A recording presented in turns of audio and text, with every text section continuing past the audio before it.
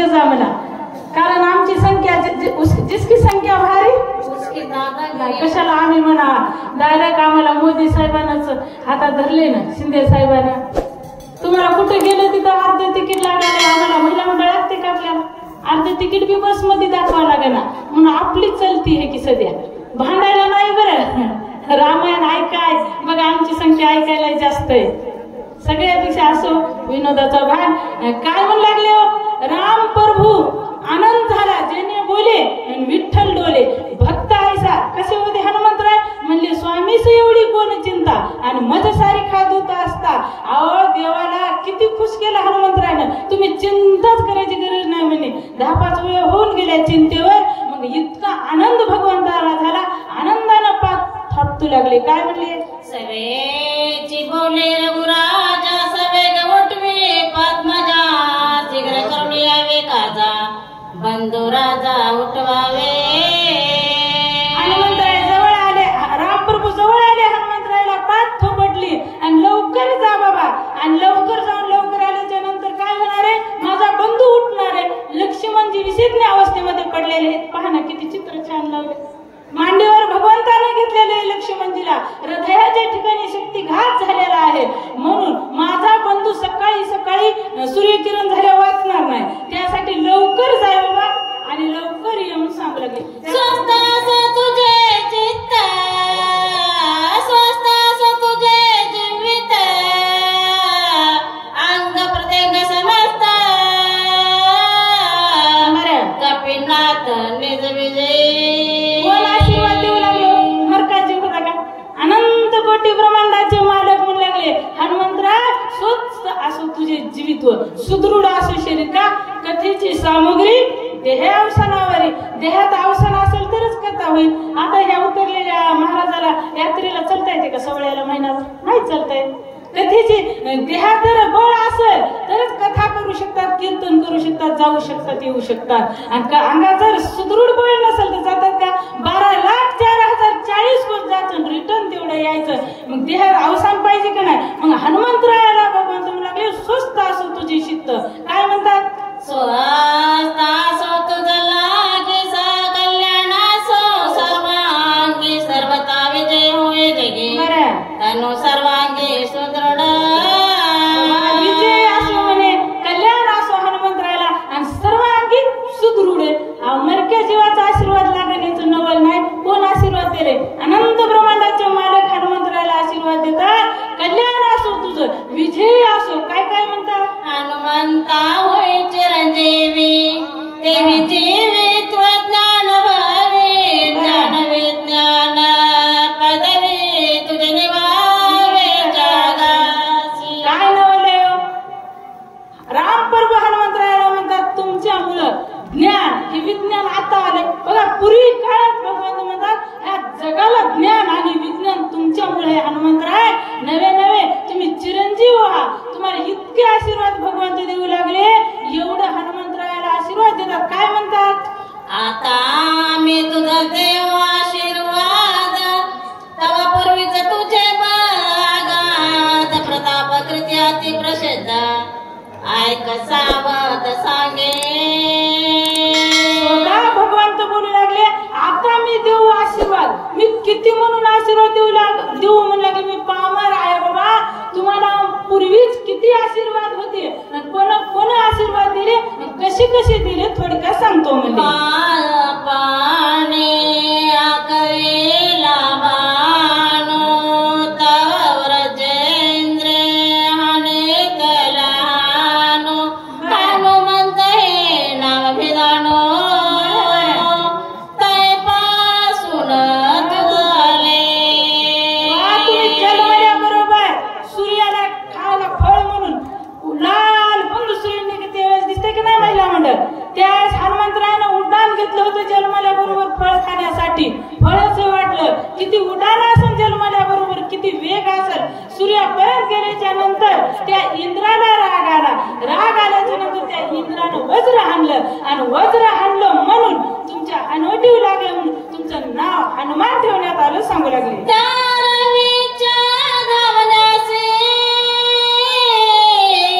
आले लोक पाळवे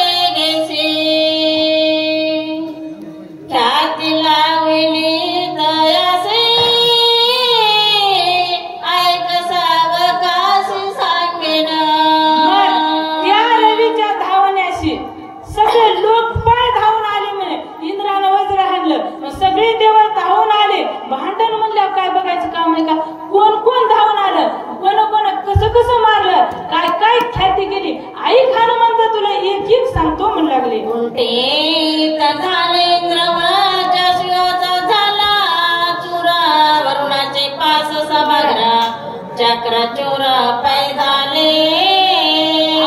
सगळे तुम्हाला मारण्यासाठी आले होते. महादेव शिवशंकराचा सूळ तिरसूळ सुद्धा पाणी झाला. वरुणाचा पासही तुम्हाला काही बाधा करू शकला नाही.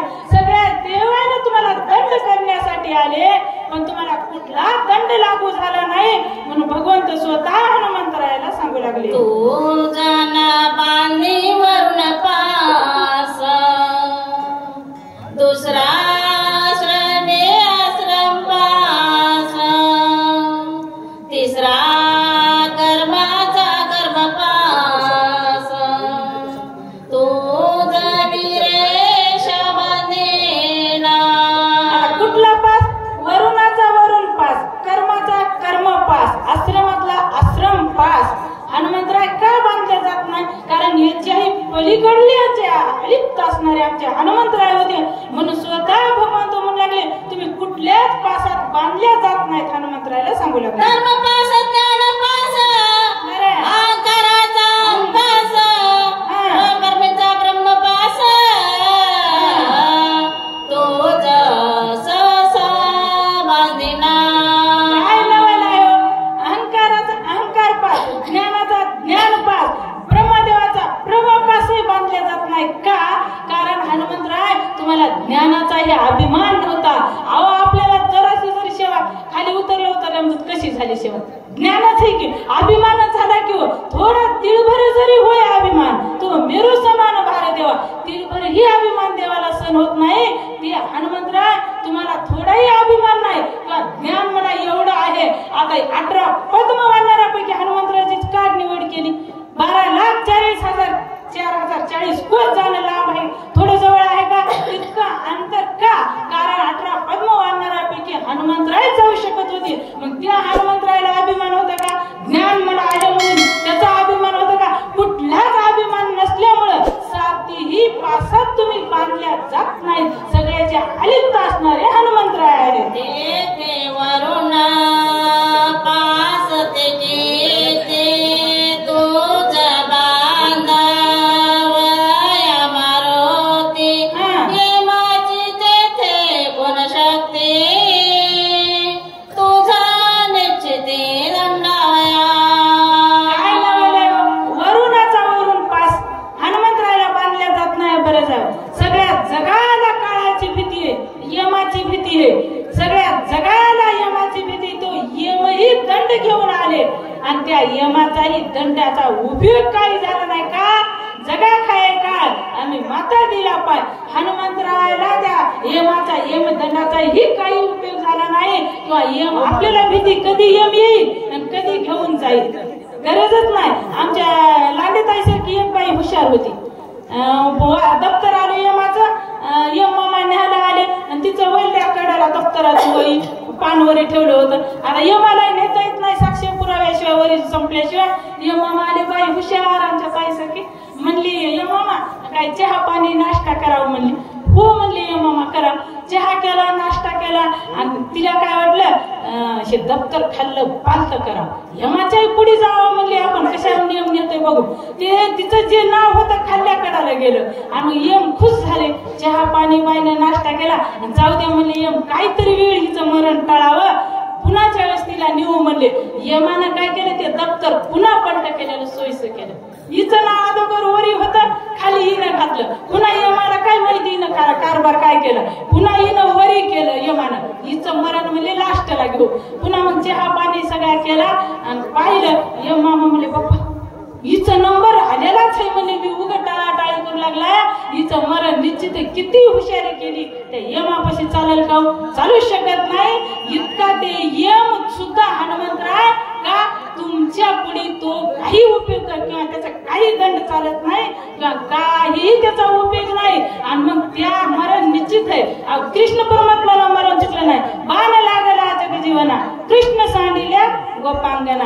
अहो देवासारख्याला मरण चुकलं नाही, सामान्य बायाला मरण चुकतं का? शक्य नाही बाबा, हे कळतच नाही मरण. मग ते हनुमंतराय म्हणू लागले ते देव म्हणू लागले ते यम जरी आला हनुमंतराय तुम्हाला त्या दंडाचा तासाचा उपयोग झाला नाही का? 7 तासाच्या अलिप्त असणारे तुम्ही आहात. नेम नेता सकाळच्या गप्पात म्हणाले लगबगा दंड घेऊन यावे गा तुझ सवेगा दंड आला. यमाला पळू पळू पळू पळू यमनला मी सगळ्याला मारणार सगळ्याला नेणार आहे म्हणले. तसं हनुमंतरायाला नेतो म्हणले. लगबगा आला पळू पळू दंड घेऊन. यमाची तिथं काही चाललं नाही. काय झालं? त्या यमाचा यमदंड पाहे म्हणून गेला तुझे देही तर बापुडे कोण काय हनुमान पाहे दंडावया. काय लावलंय हो? त्या यमाचा यमदंड मोडून गेला तुझे देही. सगळ्या जगाला भीती त्या यम मामाची बाबा. कुठंही जाऊन बसलं यम सोडित नाही. मरण जिथंही तिथं माणसाला नेऊन मारते. आपण म्हणतो महाराज फलाण्या ठिकाणी गेलं नसतो तर मरण चुकलं असतं. मरण त्या जागेवर बोलवित आहे. त्या जागी निश्चित जायला लागते. पण त्या यमालाही ते दंड घेऊन आल्या. हनुमंतराय तुमच्या तेही ते यमाचा यमदंड मोडून गेला. तिथे यमाची काहीच चालत नाही. हनुमंतराय असे साधू रत्न होते, भक्त होते. भक्त ऐसे जाणार देही उदास गेले अशा पास निवारून. अशा भक्ताला काळाचीही भीती नाही. स्वतः भगवंत बोलतात. काय म्हणू लागले?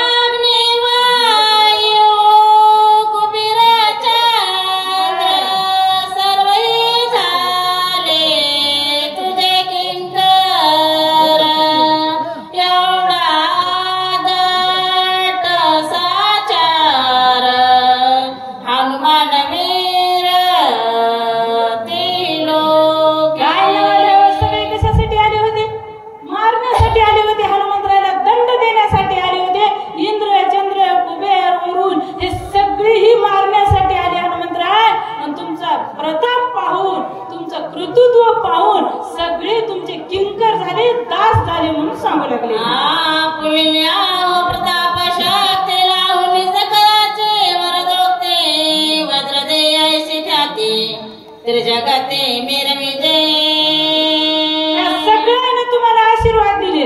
आशीर्वाद दिल्याच्या नंतर वज्र देही आशीर्वाद झाला का? काहीही हनुमंतरायाला मारलं. काय होत होतं? लंकेमध्ये फुकून दिली होती शेपूट. काय झालं हनुमंतराय? काहीच झालं नव्हतं. कारण का? रावण म्हणू लागला की तू मरण कशात लबाड. लबाडाला लबाड बोलायला लागते, खऱ्याला खरंही बोलायला लागते. महिला मंडळ आपल्याला सगळं माहिती आहे की इकडे काय माहित नसल पण आपल्याला माहिती की आपण लबाडाला लबाड, खऱ्याला खरं बोलायचं. खरं सांगूनही खरं पटून गेला रावणाला. हनुमंतरायला लबाड बोलले की उमय शेपटीत मरण आहे म्हणे. होते का मरण? रावणाला खरं पटून गेलं. आता एक वेळेस आता आम्ही बाहेर निघाले बघा. आता एक आजी आढळली बघा आम्हाला.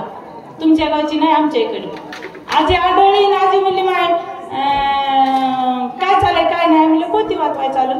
रामायणाला चालत. म्हणलं बोलीले तिथं जात असतो. म्हणलं येव की नाही येव पण जात असतो. काय होतील संतांच्या भेटी सांगू सुखाच्या गोष्टी. म्हणलं मग मी आजी तुम्ही काय करतात? म्हणजे काय ना मी नातू सांभाळते, लेकरं सांभाळते. आणि मी काय लेकरं तुम्हाला? तिने मला विचारलं, मी तिला विचारलं. आपल्याला विचारायचं सांगावं लागते का? सगळी बसली जागी ओळख काढायची. त्या म्हणल्या बाई मला 2 सुना आहेत म्हणले. मी मग काय करते? त्या एक शेताला जाते म्हणली, काम धंदा चांगलं करते म्हणली. आणि मी एकीला काही सर्व्हिस असेल काही नोकरी आहे का? एक काय करते? एक म्हणली तुमच्या म्हणे बोंबलत फिरती. आता आम्ही बोंबलत फिरायलो वेळ आहे का? पाहुण्याच्या इथं जादा वेळ नाही. पार्वती म्हणे शंकराला कैलासी करमत नाही मला. चला जाऊ सेलूला लक्ष्मण शक्तीला. असं मालक आमचे म्हणू लागले तुम्हाला काय येते? आता महाराजांना आमंत्रित केले. पांडू महाराजांना काय येते तुम्हाला? मी काही जरी नाही आलं तर सगळीचे भेटी होतात. वाल्मिक तरला उलट्या नामस्मरण एका जनार्दनी जावे साधू दर्शना. उलट सांगूत सोयीचं सांगूत महिना मंडळ आपल्या भेटी होईल. ओळख निघाली का नाही? कुठं तरी ओळख निघत असती. म्हणलं कैला त्या स्वर्गामध्ये दशरथ राजासोबत काही गेलते की कशाला म्हणू लागले दशरथ राजा मला याच मदत केली का नाही? आकाचं चाक निघालं होतं. महिला मंडळ हातच घातला दशरथ राजाच्या आका त्या चाकामध्ये आत निष्ठून पडलं होतं. राजाला कैकेयीमुळे विजय मिळाला होता स्वर्गामध्ये. मग आम्ही म्हणलं महाराज आम्ही तुम्हाला येतो. रामायण कमी रमी सांगतो. मग गाडीत बसल्यावर सांगतो मागून कोणी आले कोण नाही. कसं झालं सांगतो की कुत्रा मांजर तरी आलेलं न्या, पण भांडण करायचं मत नाही. नम्र होऊन भूता त्याने वडिले अनंत नम्री व्हायचं नाही. महिला मंडळ नम्र झाचं. माहेराला नेण्यासाठी मी आग्रह करीत नाही, मला कुठं पाहुणे यायचं तर नेहमी आग्रह करीत नाही, पण शक्तीला नेहमी आम्ही जरूर आग्रह करतो. न्याच आणि ह्या सोबत झाल्यात आम्ही दोघी मिळून त्याच्या मागच लागतो, तर आम्हाला नेलंच पाहिजे. रामायण होईल कमी रमी पण न्या कसं म्हणाले आम्ही येत असतो. सेवा कमी रमी होईल, तुमच्या संत मायबाबाचं दर्शन.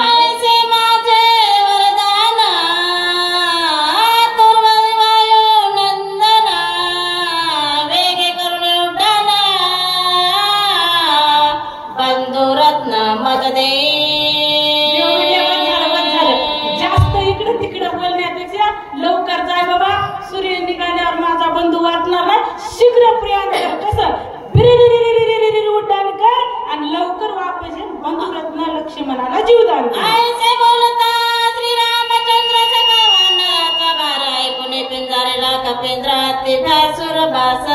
भगवंताला निवड केली, हनुमंतराला स्फुरण आलं, सगळे अंगावरचे केस दाट झाले आणि हनुमंतराव उड्डाण करण्याच्या तयारीला.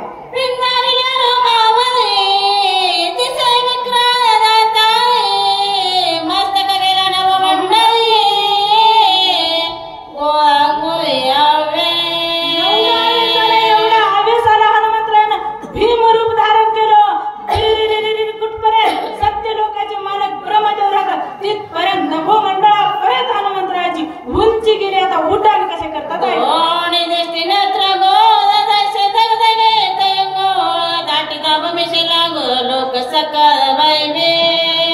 एवढं भीमरूप हनुमंतरायानं धरलं, अंगावरचे केस ताट झाले, शेपूट जमिनीवर ताडकन वाजवलं.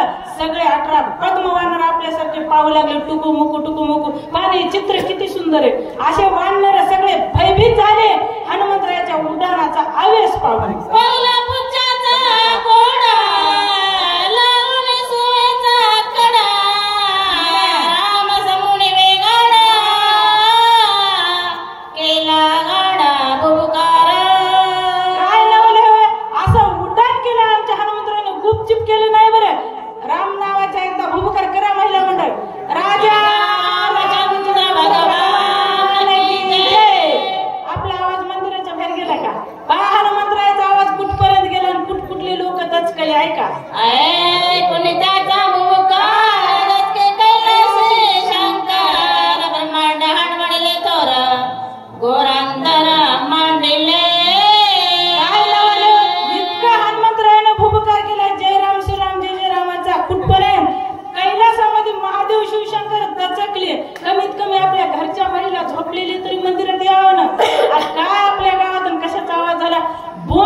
देठापासून हनुमंतराय भजन करीत होते.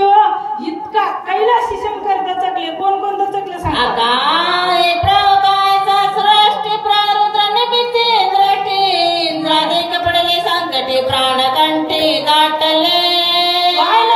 एवढा प्रलय कशाचा झाला असेल का, भूकंप झाला असेल का काय. इंद्रदेव आदी देव संकटात पडले, सत्य लोकांचे मालक ब्रह्मदेव संकटात पडले. अचानक आज कसं पाऊस आला, कुठं नाही. पण आमच्या इकडे भरपूर पाऊस पडले. इतकं पाऊस पडलं 5-10 मिनिटातच, आणि इकडे तर रस्ता कोरडा पडला. कसं अचानक झालं. तसं ब्रह्मदेव म्हणू लागले, बाबा अकाळी प्रलय एवढा अचानक, विजा पाऊस नाही, आभाळ नाही, काय नाही, आणि एवढा हलकलोळ झाला कशाचा. दचका बसला.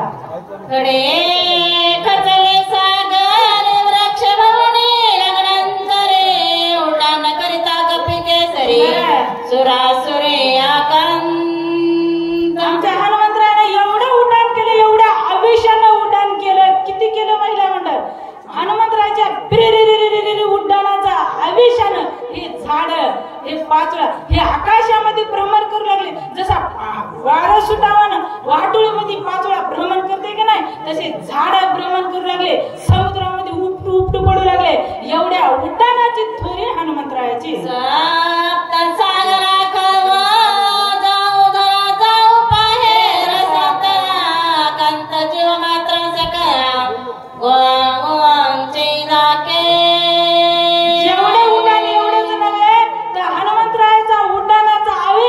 किती झालं. 7 समुद्र उल्लंघन पुढे जायचं होतं. या समुद्राचं पाणी त्या समुद्रात, त्या समुद्राचं पाणी या समुद्रात 7 समुद्रातलं पाणी टळमळ टळमळ टळमळ करू लागलं. नवे नवे ही पृथ्वी रसातळाला जाती की काय एवढा कडूळ कशाचा झाला? हनुमंतरायाच्या उड्डाणाचा झाला म्हणू लागले. करुणिया राम नाम स्मरण संवेग केले उड्डाण न लगता दक्षिण सागर संपूर्ण मेला. किती उड्डाण असेल, किती उड्डाणाची खोरी असेल. एक क्षण न लागता डोळ्याचा पापण लेपर्यंत 400 कोस समुद्र उल्लंघन हनुमंतरायाने केला आणि पैल तीराला उड्डाण गेलं. उपरी गगनांतरे सत्यलोकापर्यंत वरी गेले उड्डाणाची थोरी विक्रम भारी कपिचा. काय नावाला किती हनुमंतरायाचं उड्डाण वरी गेलं. वर सत्यलोकाचे मालक ब्रह्मदेव आहे. सगळं सृष्टीचं निर्माण करण्याचं खातं त्यांच्याकडे आहे. तिथपर्यंत हनुमंतरायाचं उड्डाण वरी गेलं. का पुढे जाता जाता वर गेलं?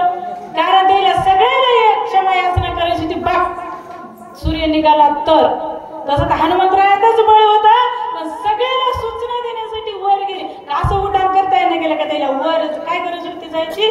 कारण सगळ्याला सूचना देऊन जाऊ लागली. स्वामीचा भाऊ विषज्ञ अवस्थेमध्ये पडलेला आहे आणि त्यांना उठवण्याचं कार्य मी करण्याकरता चालू.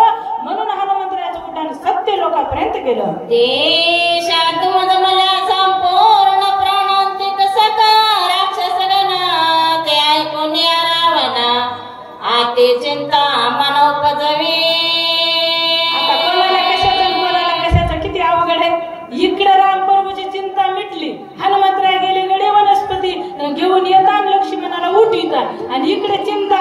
लंकेचा रावण उठ बस उठ बस उठ बस करू लागला. वय होऊन गेले अगोदर सहज चिंता संचलेली शरीरी सुकने दे तिळभरी लागता चिंतेच्या घरी सुरासुरी कापीजे. चिंता धाक भरा नव्हे ही उठ बस का चिंता लागली रावणाला का नाही लागणार? आता आपल्या हाताने घेऊन काही होऊच नाही.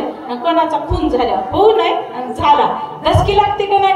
कशाची गावात गाडी येऊ आपण घरी बसाव गाडी येरी बी जाऊ काय म्हणते पोलीसची गाडी आली का? पोलीसची धसकी राहते ना. का तर कार्य करून आलेलो म्हणून घरात बी भीती वाटते. गाडी वाचली पोलीसचीच गाडी आली का? करणी केली ना.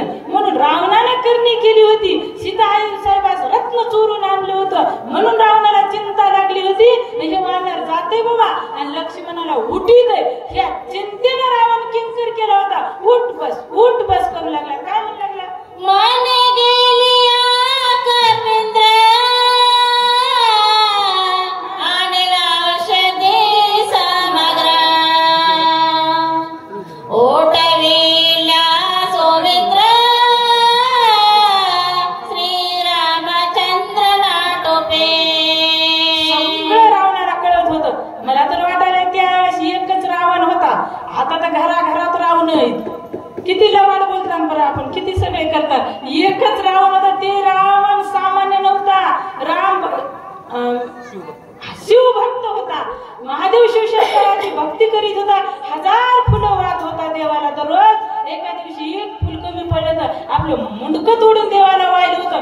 म्हणून महादेव शिवशंकराने 10 तोंड दिले होते रावणाला. राम प्रभूला आटपत नव्हतं. एक तोड की एक जुटत होतं. देवाचीच बघत होतं युद्धाच्या वेळेस. का कमी रावण कशावर म्हणा तो रावण चिंता करू लागला का? राम भक्त असे बाबा म्हणे जातय औषधी आणतय आणि निश्चित लक्ष्मणाला उठवितय. ही चिंता रावणाला लागली. हे तव एकमेका परेसा वीर नयोदय करखासा अवघे मिळाल्या योगासा मागा मास प्राणंत. रावण चिंता करू लागले. बसल्या बसल्या बसवल्या. एक वानर आलं म्हणले. एका वानरानं एवढी लंका जाळून खाक केली होती आणि ह्या वानरानं जर येऊन औषधी आणल्या लक्ष्मण उठला. एवढे कर्कशी राक्षस आहेत वानर आहेत. एवढे बलवान आहेत एवढी चिंता रावणाला लागली. आता काय करू विचार प्रधान मारिले समग्र इंद्रजिता दे आखिया पुत्र कुमारे कुमार मारिले श्रीराम जय राम जय जय राम. काय करू असं ताईने कशी स्वरात वही म्हणली तसं स्वरात लढू लागलं. आता काय करू विचार म्हणू लागलं. प्रधान मारले, पुत्र मारले, आगल्याचे मारले, बगल्याचे मारले, इंद्रजित मारला, अक्षय कुमार मारला.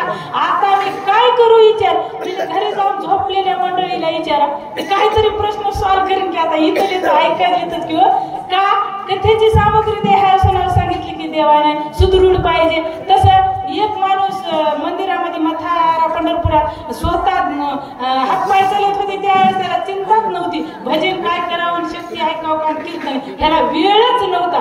ज्यावेळेस घरच्याने ढकलून दिलं, कामाच्या बाहेर झाले, कोणी सांभाळत नाही घरी, मग गेल्या मंदिरात पांडुरंगाच्या मंदिरात विठ्ठल विठ्ठल कधी दात हे तोपर्यंत सगळं म्हणता येते. ते दात पडले हवा लिखीच होती केंद्रे महाराज.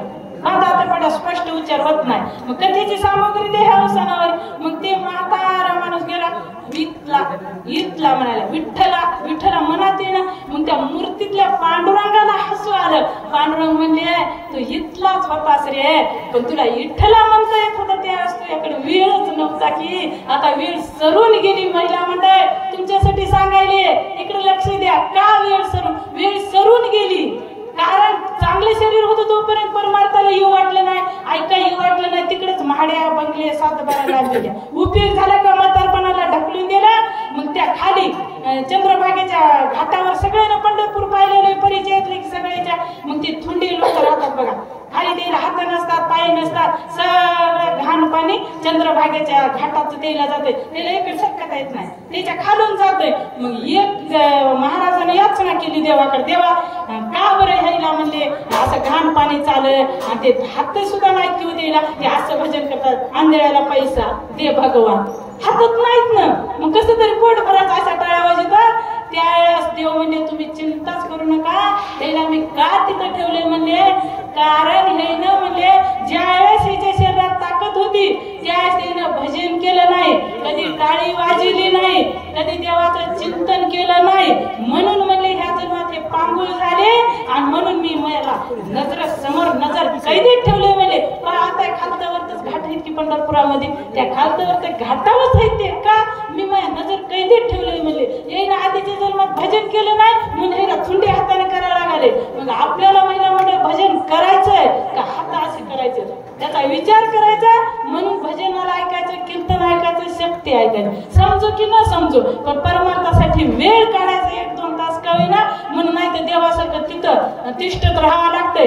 एक बाई लईच हुशार होती, म्हणली मी धाबळ बांधून हिवाळ्यात गेले म्हणली, अशी बसली म्हणली आणि टाळीच वाजली ना म्हणली. टाळी महाराज किती म्हणू लागला म्हणली, टाळ्या वाजवा टाळ्या वाजवा पुंडलिका म्हणा.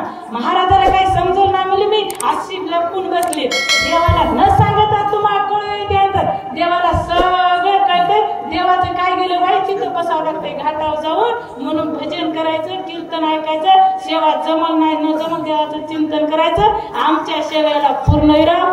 पुंडलिका